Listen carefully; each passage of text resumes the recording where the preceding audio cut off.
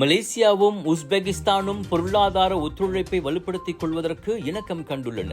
இரு நாடுகளுக்கிடையிலான அரசதந்திர உறவுகள் 40 ஆண்டுகளாக நீடித்து வந்த போதிலும் மலேசியாவின் 2030ஆம் ஆண்டு புதிய தொழில் பெருந்திட்டத்திற்கு ஏற்ப உஸ்பெகிஸ்தானுடன் ஒத்துழைப்பை மேம்படுத்திக் கொள்ளும் முயற்சிக்கான கடப்பாட்டை மலேசியா கொண்டுள்ளதாக அனைத்துலக முதலீடு, வர்த்தகம் மற்றும் தொழில்துறை அமைச்சர் துங்கு ஜஃப்ரோல் தெரிவித்திருக்கிறார்.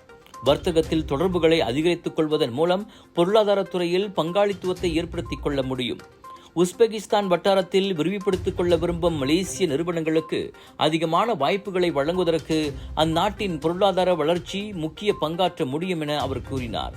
சில்க் ரோட் சமர்கான் வளாகத்தில் உஸ்பெகிஸ்தான் மலேசிய உயர்நிலை வர்த்தக கருத்தரங்கில் உரையாற்றிய போது துங்கு ஜஃப்ரோல் இதனை தெரிவித்தார். இந்த கருத்தரங்கில் பிரதமர் டாக்டர் ஸ்ரீ அன்வார் இப்ராஹிம் மற்றும் உஸ்பெகிஸ்தான் துணை பிரதமர் ஜம்ஷீத் கொட்ஜேவும் கலந்து கொண்டனர்.